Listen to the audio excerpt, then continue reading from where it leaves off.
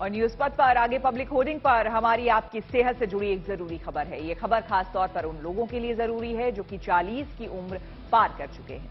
एक रिसर्च में ये पता चला है कि 40 की उम्र के बाद एंटीबायोटिक दवाएं खाने से आईबीडी यानी कि इन्फ्लेमेटरी बाउल डिजीज का खतरा 48% तक बढ़ जाता है। ये research British society of gastroenterology के मेडिकल जर्नल गट में पब्लिश की गई है। इसके मुताबिक 1 से 2 साल तक पेट या आंतों के संक्रमण के इलाज में एंटीबायोटिक दवाएं लेने के बाद यह खतरा बढ़ जाता है। शोधकर्ताओं ने 10 से 60 साल की उम्र के करीब 61 लाख लोगों के हेल्थ डेटा का 18 साल तक विश्लेषण किया।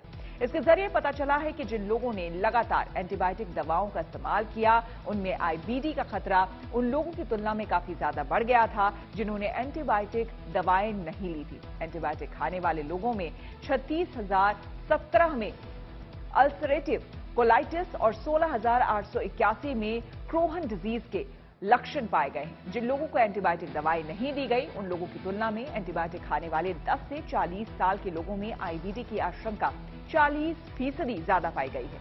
वहीं 40 से 60 साल के लोगों में आईबीडी का जोखिम 48% ज्यादा पाया गया है। स्टडी में यह भी सामने आया है कि 1 से 2 वर्ष तक एंटीबायोटिक लेते रहने के बाद आईबीडी का जोखिम सबसे ऊंचे लेवल पर परनोलोन से था।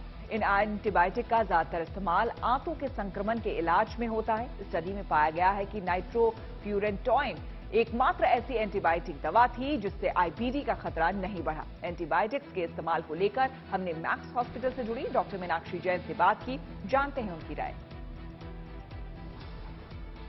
ये जो गुड बैक्टीरिया होते हैं या बॉडी के हेल्दी बैक्टीरिया होते हैं, ये हमें प्रोटेक्ट करते हैं इन्फेक्शंस के अगेंस्ट। तो अगर आप एंटीबायोटिक ले रहे हैं और बेवजह एंटीबायोटिक ले रहे हैं तो क्या होता है कि बॉडी में इन एंटीबायोटिक के अगेंस्ट रेजिस्टेंस हो जाती है।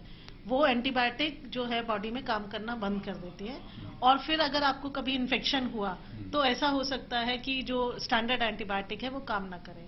इंडिया में बहुत सारे ऐसे इन्फेक्शन हो रहे हैं जिससे लोगों की जान चली जाती है। वो इसलिए होते हैं कि बहुत सारे इन्फेक्शन जो है एंटीबायोटिक से रेजिस्टेंट हो जाते हैं।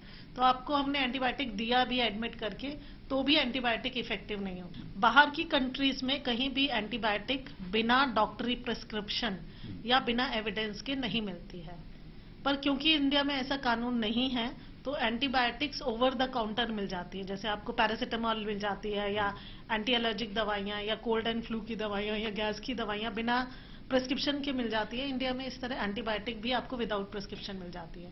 तो लोग ये समझते हैं कि अगर एंटीबायोटिक आपने ले लिया तो आप जल्दी ठीक हो जाएंगे, जबकि ऐसा नहीं है। अगर आपने वायरल में या फ्लू में आपने एंटीबायोटिक लिया तो ऐसा नहीं है कि रिकवरी आपकी जल्दी हो जाएगी, बल्कि रिकवरी में समय भी लग सकता है क्योंकि बॉडी आपकी एंटीबायोटिक खाने से वीक हो सकती है। तो over the counter prescription of antibiotics should be discourage.